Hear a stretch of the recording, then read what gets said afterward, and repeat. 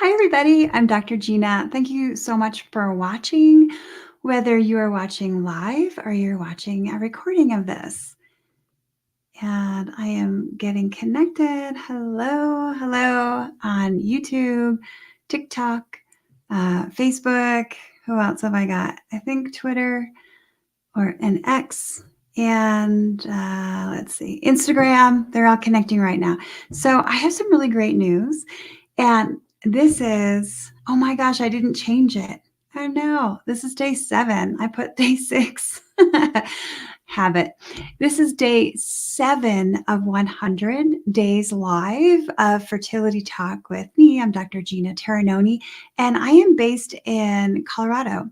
So big news today is that I am doing in-person meetings, complimentary conversations with me at a coffee shop in Littleton, Colorado. So if you are local, then drop me a comment or drop me a DM, depending on which channel you're watching or getting this information.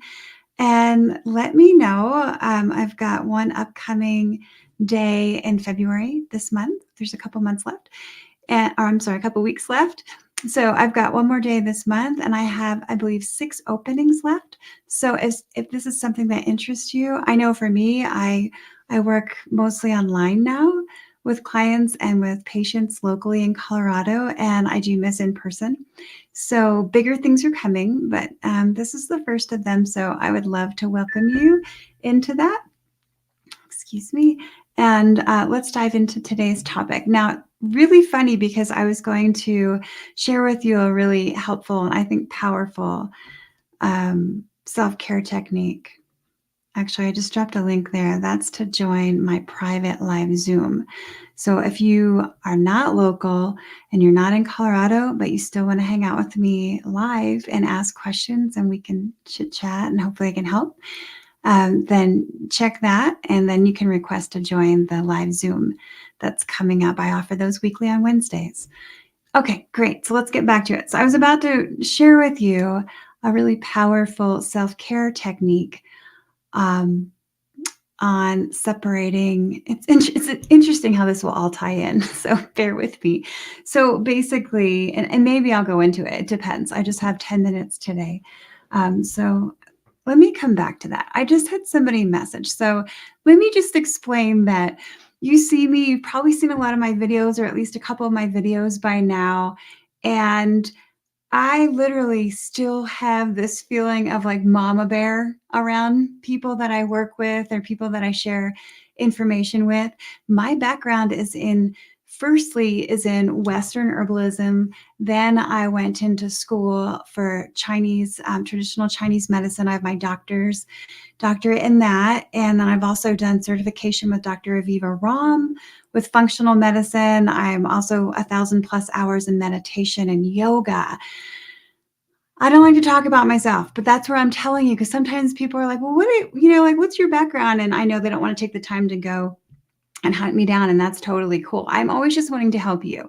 But what happens is, as I'm putting these videos out, sometimes they're, shorts. I do a lot of reels, I do a lot of shorts because of some people just like really quick information, and it's important to take one important thing. You can't learn 10 things and then retain all of it or act on any of it, because most likely people get overwhelmed when they get presented with a ton of information. So I try to keep things simple, digestible, actionable every time that I'm on a video.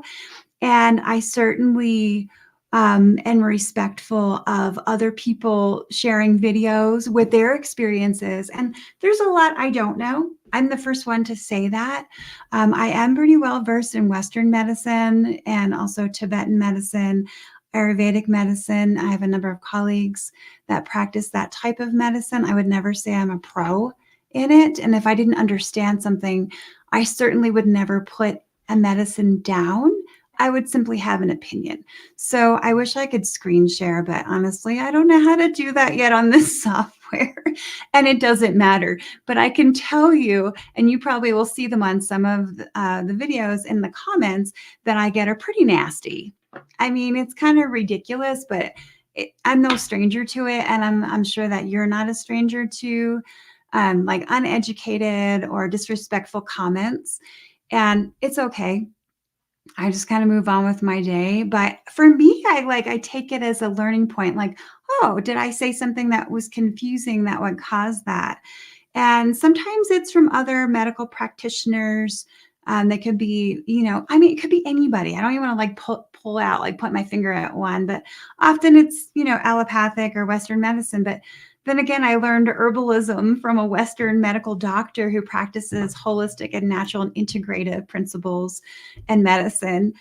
So, like, who cares? Like, I guess what I'm saying is for you, I understand where you come from when I have clients that come and want to work with me or want to learn a little bit more about self care and how to take care of themselves, how to prep for their IVF or an IUI, or somebody who's a woman who's working more naturally and with holistic medicine 100%. But often what I'm doing is helping women successfully integrate treatments. Okay. Just because my background is in holistic natural medicine doesn't mean I'm anti-Western medicine. I thought that we were getting away with from that, but doesn't seem like everybody is. And that again, like who cares? But I just want you to know that if I ever worked with you or any of the information that I do present, it is done with absolute respect. And women that I work with, I absolutely respect where you're coming from, what you have tried, what you continue to do.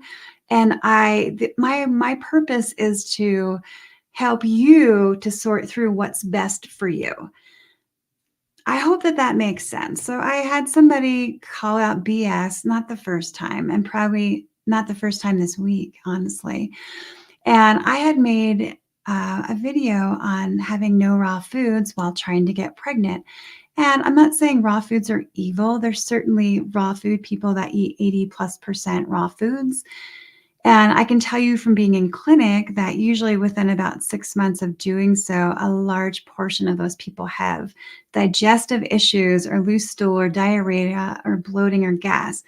And that's fine because that's a choice. Okay. So you have to weigh what is helping you, what is working against you. When I'm trying to help support women to get pregnant, I want to make everything as easy as possible on their systems.